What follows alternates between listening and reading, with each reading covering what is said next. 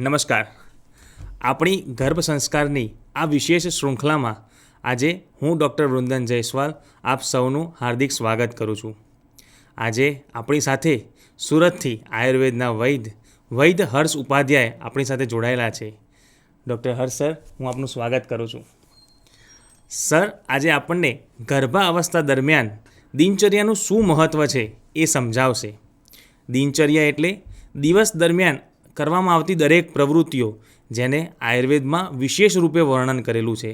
આ દરેક પ્રવૃત્તિઓનું એક વિશેષ મહત્ત્વ છે. આ દરેક પ્રવૃત્તિઓ શાસ્ત્રમાં અલગ મહત્ત્વ સાથે દર્શાવવામાં આવી છે. આ દરેક પ્રવૃત્તિઓ એ દીર્ઘાયુ માટે લખેલી છે. તો આ દરેક પ્રવૃત્તિઓનું વિશેષ મહત્ત્વ છે. તો આ પ્રવૃત્તિઓનું ગર્ભાવસ્થા દરમિયાન શું મહત્ત્વ છે એ આજે આપણને ડૉક્ટર સર સમજાવશે. સર, આ પ્રવૃત્તિઓ જે આપેલી છે બધી, એનું ગર્ભાવસ્થા દરમિયાન કંઈ મહત્ત્વ છે ખરું? નમસ્તે ડૉક્ટર વૃંદન. દિનચર્યાને સામાન્ય રીતે દિનચર્યા એટલે દિવસ દરમિયાન કરવામાં આવતી એક્ટિવિટી, એના તરીકે વ્યક્તિને સ્વસ્થ રહેવા અંતર્ગત એનું વર્ણન કરવામાં આવેલું છે. આયુર્વેદ વાંગમયના 3 મુખ્ય આધાર ગ્રંથ, અષ્ટાંગ હૃદય જેના સૂત્રસ્થાનમાં 2 અધ્યાય, ચરક સંહિતા સૂત્રસ્થાનમાં 5મો અધ્યાય અને સુશ્રુત સંહિતા ચિકિત્સા સ્થાનના 24મા અધ્યાયમાં દિનચર્યાનું વિશદ વર્ણન કરવામાં આવેલું છે. તો જ્યારે વ્યક્તિએ સ્વસ્થ રહેવા માટે આ ચર્યાનું અનુસરણ કરવાનું હોય, ત્યારે ગર્ભિણી માટે તો મારા મત મુજબ એનું મહત્ત્વ અનેક ગણું વધી જાય છે. કારણ કે ગર્ભિણીના ગર્ભમાં એક બીજો જીવ પણ વસેલો હોય છે. એને તો એક સાથે 2 જીવનું વહન કરવાનું હોય છે. તો એના માટે આ દિનચર્યા વધારે ઇમ્પોર્ટન્ટ છે. અને એમાં કેટલી ક્રિયાઓ મહત્ત્વની છે તે આપણે જોઈશું. તો એમાં સૌપ્રથમ છે બ્રહ્મ મુહૂર્તમાં ઉઠવું, દંત ધાવન એટલે દાંતણ કરવું, નસ્ય, અભ્યંગ એટલે માલિશ, નસ્ય એટલે નાકના ટીપા, અંજન એટલે આંજણ કરવું, વ્યાયામ, સ્નાન, મણિ, રત્ન ધારણ વગેરેનો દિનચર્યા અંતર્ગત વર્ણન કરેલું જોવા મળે છે આયુર્વેદ વાંગમયમાં. ઓકે, તો આ તો ઘણી બધી ચર્યાનું વર્ણન કરેલું છે આ શાસ્ત્રમાં. તો સ્પેસિફિકલી ગર્ભિણી માટે કોઈ વિશેષ પ્રવૃત્તિઓ ખરી આ માટે? ખૂબ સરસ પ્રશ્ન છે ડૉક્ટર વૃંદન આપનો, કે ગર્ભિણી માટે આમાંથી કેટલું જરૂરી અને કેટલું નથી જરૂરી. પ્રથમ તો બ્રહ્મ મુહૂર્તમાં ઉઠવું એટલે સવારે સમયસર ઉઠી જવું અને રાતના સમયસર સૂઈ જવું. આ એક જ સેન્ટેન્સમાં બંને વસ્તુઓનો ઉલ્લેખ થઈ જાય છે.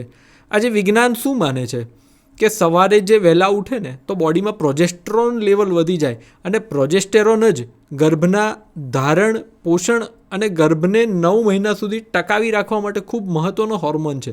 જેથી ઘણીવાર પ્રિસિયસ પ્રેગ્નન્સીમાં, મહત્ત્વની પ્રેગ્નન્સી જે હોય એ દરમિયાન પ્રોજેસ્ટેરોનના સપ્લિમેન્ટ ડૉક્ટર દ્વારા આપવામાં આવે છે. પણ આયુર્વેદ તો વહેલા ઉઠવા સાથે એનો સંબંધ દર્શાવીને વર્ષોથી આ બાબતને માનતું આવ્યું છે. વિજ્ઞાનમાં બીજી એક એક્ટિવિટી કહેવાય, જેને સર્કાડિયમ રિધમ કહેવાય, કે બોડી એક પ્રકારની ચોક્કસ બાયોલોજિકલ ક્લોક દ્વારા ચાલતી પ્રક્રિયા છે, કે એ પ્રક્રિયા દ્વારા તમારા શરીરનું નિયમન થાય છે. આજે ઘણી બહેનો આવે કે સાહેબ, બાળક દિવસે સૂવે છે, રાતના જાગે છે, કજિયા કરે છે, સમયના કોઈ ઠેકાણા નથી, અસમયે ખાવાનું માગે છે. તો એ બહેનને પ્રશ્ન પૂછવાનું મન થાય કે તમે ગર્ભાવસ્થા દરમિયાન તમારી બોડીની બાયોલોજિકલ ક્લોકનું કેટલું ધ્યાન રાખ્યું હતું? તમે શું સવારે વહેલા ઉઠતા હતા? શું તમે રાતના જલ્દી સૂઈ જતા હતા? અને વાઘભટ્ટ એટલા માટે એક સરસ શબ્દ વાપરે છે, રક્ષાર્થો આયુષ્ય, કે આયુષ્યની રક્ષા માટે સવારે વહેલા ઉઠી જવું જોઈએ. અને ગર્ભિણીએ તો 2 આયુષ્યને એક સાથે લઈને ચાલવાનું છે, પોતાનું અને તેના ગર્ભમાં રહેલા બાળકનું. અને ત્યારબાદ શૌચવિધિ એટલે શરીરના જે કુદરતી વેગો છે એનું નિષ્ક્રમણ કરવું. શરીર ચિંતામ નિવર્ત્ય કૃચ શૌચ વિધિસ્તથા એટલે શરીરની ચિંતા કરીને શૌચવિધિમાંથી મુક્ત થવું. એટલે શરીરની ચિંતા કરવી એટલે શૌચવિધિ થાય, આપણું સવારે પેટ સાફ આવે, તો એના પરથી આપણે અંદાજો લગાવી શકીએ. જો કબજિયાત રહી હોય ને, તો આપણો ગઈકાલનો અથવા એની આગલા દિવસનો આહાર વિહાર યોગ્ય નહીં હોય, તો જ આપણને આજે કબજિયાત થઈ હોય. અને ગર્ભાવસ્થા દરમિયાન કોન્સ્ટિપેશન, ઝાડો કઠણ આવવો, જોર કરવું, અને જો વારંવાર આ પ્રક્રિયા થાય તો ફિશર થઈ જવું, એ ખૂબ જ સામાન્ય ઘટના છે. તો ગર્ભિણીને એનાથી બચાવવા માટે શરીર ચિંતાનું સ્થાન આજે પારકી પંચાતે લઈ લીધું છે. અને એ પારકી પંચાત એટલે આપણા મોબાઈલ અને સોશિયલ મીડિયા. એટલે વારંવાર રીલ્સ જોવી, તમારા મેન્ટલ હોર્મોનલ બેલેન્સને તમે ચેન્જ કરી રહ્યા છો. સવારમાં લાંબો સમય સુધી સોશિયલ મીડિયાનો પ્રયોગ કરવો, મોબાઈલનું સેવન કરવું, તો આ જે છે એ તમારા શરીરનો વિચાર કરવા માટે તમને ભૂલવાડે છે. અને ગર્ભિણી માટે તો એ ખૂબ જરૂરી છે. તો સવારમાં બ્રહ્મ મુહૂર્તમાં વહેલા ઉઠીને આગલા દિવસનો વિચાર કરીને સૌપ્રથમ વેગનું નિષ્કાસન કરવું.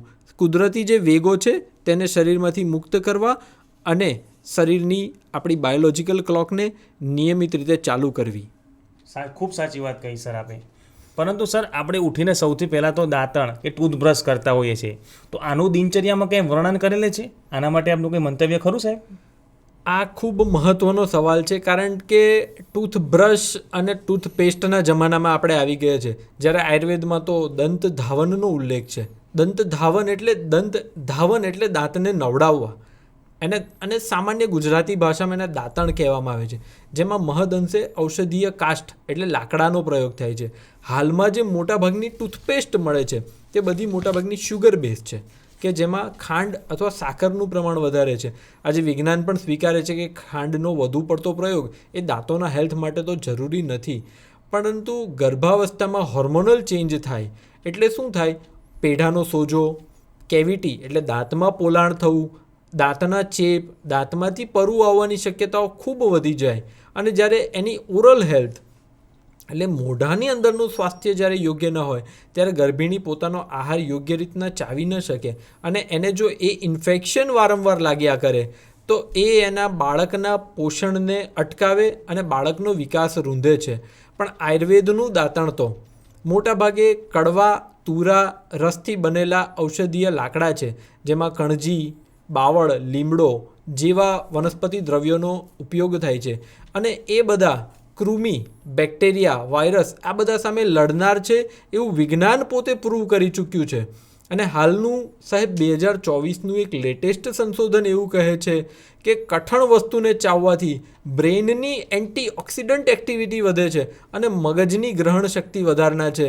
ત્યારે આપણને આયુર્વેદના આચાર્યો પર ગર્વ થાય કે આજથી 5000 વર્ષ પહેલાં એમને કઠણ દ્રવ્યો કે જે ચાવવા માટે બ્રેઇનની એક્ટિવિટી વધારનાર છે, મોઢામાં રહેલી ચિકાશ, મોઢામાં રહેલો મળ દૂર કરનાર છે, પ્લસ દાંતના રોગો કે કૃમિ, બેક્ટેરિયા, પોલાણ સામે રક્ષણ આપનાર છે. તો એક જ દાંતણ આજે કેટલું આગળ વધી ગયું છે તે આપણે સમજી શકીએ છીએ. ખૂબ સાચી વાત કહી સર આપે. સર, ગર્ભિણી માટે જે આ દિનચર્યામાં વર્ણન કરેલું છે કે જે આંખમાં આંજણ કરવું, નાકમાં ટીપા નાખ્યા, જે આપણે પહેલાં વર્ણન કર્યું છે, દિનચર્યાનું વર્ણન કર્યું એ વખતે મર્દન છે, આંખનું આંજણ છે, નાકના ટીપા છે, તો આ બધી વસ્તુઓ ગર્ભિણી માટે કેટલી યોગ્ય છે? સાહેબ, ગર્ભિણી માટે દરેક દિનચર્યા એ યોગ્ય નથી. ધારો કે દિનચર્યામાં સામાન્ય રીતે એવું કીધું છે કે દીવા સ્વાપ ન કરવો, દિવસની ઊંઘ ન લેવી. પણ આચાર્ય એટલા કઠણ હૃદયના ન હોઈ શકે. એમને એક્સક્લુઝન ક્રાઇટેરિયા પણ આપ્યો કે કોના માટે છૂટ છે. તો ઉનાળાની ઋતુ છે, અભ્યાસ કરવાવાળો છે, નાનું બાળક છે, વડીલો છે, 70થી ઉપરની ઉંમરના છે અને ગર્ભિણી છે, તેને આવી પરિસ્થિતિમાં દિવસે થોડો આરામ કરવાની છૂટ છે. બીજી વાત આપે પૂછી કે પંચકર્મની શું વાત છે. તો પંચકર્મના ઘણા કર્મો જેમ કે રક્તમોક્ષણ છે, સ્વેદન છે, અભ્યંગ છે, ઉદ્વર્તન છે, મર્દન છે, તો આ બધું પણ દિનચર્યાનો ભાગ છે. પણ શું તે ગર્ભાવસ્થા દરમિયાન યોગ્ય છે? તો ભાવપ્રકાશ એનું ખૂબ સુંદર વર્ણન કરે છે અને એની ના પાડે છે કે ભાઈ રક્તમોક્ષણ કે વધારે પ્રમાણમાં માલિશ ગર્ભાવસ્થામાં ન કરાય. હળવું માલિશ, હળવો શેક લઈ શકાય, કારણ કે અપતર્પણકારક છે, શરીરને પાછું પાડનાર છે. તો અંજન છે, આ બધાનો પ્રયોગ ન કરવો. અને એ જો ગર્ભાવસ્થા દરમિયાન કરવામાં આવે તો કયા પ્રકારના રોગોની ઉત્પત્તિ થઈ શકે એનું પણ વર્ણન કરવામાં આવેલું છે. હવે વ્યાયામની વાત આવે તો વ્યાયામમાં આજકાલ યોગા, જીમ આ બધાની ફેશન નીકળી છે અને ગર્ભાવસ્થા દરમિયાન અલગ અલગ પ્રકારના આસનો કરાવવામાં આવે છે, જે યોગ શાસ્ત્રની દ્રષ્ટિએ પણ ગર્ભાવસ્થા દરમિયાન વર્જિત છે. અને વ્યવાય છે એટલે સેક્સ્યુઅલ ઇન્ટરકોર્સ પણ ગર્ભાવસ્થા દરમિયાન એનો નિરોધ કરવામાં આવેલો છે. વેગનો અવરોધ એટલે કુદરતી જે વેગો છે એને અટકાવવા જોઈએ. ઉભડક લાંબા સમય સુધી બેસવું કે વધારે ટ્રાવેલિંગ કરવું, અને ખાસ પ્રથમ 3 માસમાં તો ટ્રાવેલિંગ ન જ કરવું જોઈએ, કારણ કે આ બધું વાયુ વધારનાર છે અને ગર્ભિણીની સામાન્ય ચર્યાની વિરુદ્ધ છે. જેથી પંચકર્મના કર્મોમાં હળવું માલિશ અને નસ્ય જે ફક્ત પ્રથમ ટ્રાઇમેસ્ટરમાં પહેલા 3 મહિના દરમિયાન અને બસ્તી એ છેલ્લા 3 મહિના દરમિયાન જ્યાંનો ઉલ્લેખ છે ત્યાં વૈદ્યની પરામર્શ આધારે જ કરવું જોઈએ. એ વગર પંચકર્મનું સેવન ગર્ભાવસ્થા દરમિયાન બિલકુલ જ ન કરવું જોઈએ. બાકીની જે દિનચર્યાની બાબતો છે એનો જ પ્રયોગ રૂટીનમાં કરવો જોઈએ. સાચી વાત કહી સર આપે કે આવી બધી પ્રવૃત્તિઓ જો આપણા બહેનોને ખબર પડશે તો એ સાવચેત રહીને આ બધા કર્મો કરશે. તો સાહેબ એવી કઈ કઈ પ્રવૃત્તિઓ છે કે જે ગર્ભાવસ્થા દરમિયાન દિનચર્યામાં વર્ણન કરેલી છે પણ એ ગર્ભાવસ્થા દરમિયાન ન જ કરવી જોઈએ? ગર્ભાવસ્થા દરમિયાન ન કરવાની જે પ્રક્રિયાઓ છે તેમાં અતિ વ્યાયામ, વ્યવાય જે આપણે વાત કરી ગયા કે તે પ્રવૃત્તિઓ ગર્ભાવસ્થા દરમિયાન ન જ કરવી જોઈએ.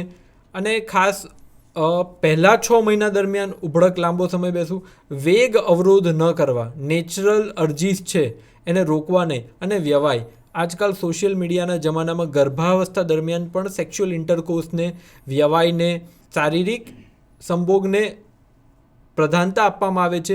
તે બિલકુલ અયોગ્ય છે આયુર્વેદના મત પ્રમાણે. તો ગર્ભાવસ્થા દરમિયાન એ પ્રવૃત્તિઓ ન કરવી જોઈએ. તો સાહેબ દિનચર્યામાં લખેલી એવી કઈ કઈ પ્રવૃત્તિઓ છે કે જે ગર્ભાવસ્થા દરમિયાન યોગ્ય છે, ગર્ભિણીએ કરવી જોઈએ તો એનાથી એને વધુ લાભ થઈ શકે? હા, આ ખૂબ મહત્ત્વની વાત છે. શું ન કરવું એ વિશે તો આપણે ખૂબ બધું જોઈ ગયા, પણ દિનચર્યામાં એવી કેટલીક નાની નાની બાબતો છે જે સમગ્ર 9 મહિના દરમિયાન કેટલીક બાબતો એવી છે કે આ પહેલા માસમાં કરાય, આ બીજા માસમાં કરાય, આ 8મા માસમાં કરાય, પણ કેટલીક બાબતો એવી છે કે જે દિનચર્યા રૂટીન લાઈફમાં કરવી જોઈએ. એમાં આપણે સ્નાન નિયમિત રૂપે કરતા હોઈએ છીએ, પણ ગર્ભાવસ્થા દરમિયાન જ્યારે સ્નાનની વાત આવે ત્યારે એ કેવા દ્રવ્યોથી કરવી જોઈએ? બિલ્વ એટલે બીલીના પાન, ગુલાબ, જટામાનસી એવા જે દ્રવ્યો છે એના ઉકાળા, એને ઠંડા કરી અને સુગંધી દ્રવ્યો જેમ કે ચંદન વગેરેનો પ્રયોગ કરીને એ પાણીથી નિયમિત સ્નાન કરવું જોઈએ. આજે અલગ અલગ પ્રકારના સાબુ, બોડી વોશનો પ્રયોગ કરીએ છીએ જે ઘણા જ પ્રકારના કેમિકલ્સથી બનેલા હોય છે. એ કેમિકલ્સ આપણા શરીરની, આપણી ચામડી પર રહેલા નેચરલ ફ્લોરાને ડેમેજ કરે છે અને ગર્ભાવસ્થા દરમિયાન એનો પ્રયોગ તો ટાળવો જ જોઈએ. એના સ્થાને આવા કુદરતી દ્રવ્યોનો પ્રયોગ કરવો જોઈએ જે એન્ટીબેક્ટેરિયલ પણ થાય અને મનને પણ એટલા પ્રિય હોય, કારણ કે મનની ચિંતા કરવી એ પણ શાસ્ત્રની પ્રથમ જવાબદારી છે. અને ખાસ શુદ્ધ અને સૂચિ વસ્ત્રનું ધારણ. ગર્ભાવસ્થા દરમિયાન ભડકાઉ કપડાં, લાલ, કાળા, ઘેરા રંગના, વધુ મરૂન કલરના આવા કપડાઓ એ ગર્ભિણીના માનસિક સ્વાસ્થ્ય પર ખૂબ અસર કરે છે અને એનાથી એનું જે ચિત્ત છે એની સ્થિરતા નથી જળવાતી. જેથી શ્વેત, સફેદ રંગના, હળવા કલરના, આસમાની કલરના કપડાઓ પહેરવા અને એવા દ્રવ્યોનું સેવન કરવું. તો એ આપણે દૂધ અને દૂધની બનાવટો પણ એટલા જ માટે, કારણ કે એ બધું સૌમ્ય છે, સ્વભાવે શીતળતા ઉત્પન્ન કરનાર છે, તો એનું સેવન કરવું જોઈએ. અમુક શીત દ્રવ્યો છે જેના લેપ કરવા જોઈએ. આયુર્વેદમાં લેપ ચિકિત્સાનું ખૂબ મહત્ત્વ છે. અત્યારે આપણે વિવિધ પ્રકારના અત્તર, પરફ્યુમ, ડિયોડ્રન્ટ્સ વાપરીએ છીએ, તો તે જમાનામાં નેચરલ દ્રવ્યોને જેમ કે સુખડ, ચંદન, વિવિધ કસ્તુરી, વિવિધ ફૂલોની માળાનું ધારણ, મણિ માલા ધારણનો પણ ઉલ્લેખ કરવો જોઈએ. અને તેથી દિનચર્યાના પાલનથી બાળકમાં આપણે એક સંસ્કાર, એક હેબિટ ડેવલપ કરીએ છીએ, એક સારી ટેવોનું ડેવલપ કરીએ છીએ. અને દિવસનો થોડો આરામ યોગ્ય છે, પરંતુ રાત્રિ જાગરણ તો યોગ્ય નથી. અને માતા જેવી દિનચર્યાનું પાલન થ્રુઆઉટ પ્રેગ્નન્સી કરશે એવી જ દિનચર્યાના સંસ્કાર તેના બાળકમાં આખા જીવન સુધી રહેશે. કારણ કે માતાના ગર્ભમાંથી આપણે સૌ જાણીએ છીએ કે અભિમન્યુ પણ સંસ્કાર લઈને આવ્યા હતા, તો આજનું બાળક પણ એ જ સંસ્કાર લઈને આવશે કે માતા કેટલી ડિસિપ્લિનમાં રહે છે. આપણું બાળક સ્કૂલના ટાઈમે ઉઠતું નથી સાહેબ, 7 વાગે ઉઠાતું નથી બાળકથી. આપણે ગર્ભાવસ્થા દરમિયાન કેટલા નિયમિત સમયે ઉઠ્યા સાહેબ. એનું હોમવર્ક ટાઈમે નથી પૂરું કરતું સાહેબ, એનું કામ એક ચંચળતાથી કરે છે, એકાગ્રતા નથી. તો આપણે ગર્ભાવસ્થા દરમિયાન ખાવા પીવાનું તો ધ્યાન રાખ્યું, પણ આપણી રૂટીન બાયોલોજિકલ ક્લોક, આપણી દિનચર્યાનું આપણે કેટલું ધ્યાન રાખ્યું, એના આધારે બાળકની સંપૂર્ણ જીવનની મનઃ પરિસ્થિતિ ડેવલપ થશે અને એના આધારે બાળકનું ભાવિ ઘડાશે અને એના આધારે એક તંદુરસ્ત બાળકનું નિર્માણ એક તંદુરસ્ત દિનચર્યાનું ગર્ભાવસ્થા દરમિયાન પાલનથી આપણે કરી શકીશું. સાહેબ, આપનો ખૂબ ખૂબ આભાર કે આપે આયુર્વેદમાં વર્ણિત દિનચર્યાને સામાન્ય જનજીવન સુધી કઈ રીતે પહોંચી અને તેનો ઉપયોગ કરી શકાય એને આપે સમજ આપી, એ માટે આપનો ખૂબ ખૂબ આભાર. ધન્યવાદ. તો બહેનો, આપણે જોયું કે આયુર્વેદમાં વર્ણિત જે દિનચર્યા છે એનો આપણે ગર્ભાવસ્થા દરમિયાન કેવી રીતે ઉપયોગ કરી શકીએ છીએ. આવા જ વિશેષ મહત્ત્વના વ્યાખ્યાન માટે આપણે વધુ આવતા વ્યાખ્યાનમાં મળીશું. ધન્યવાદ.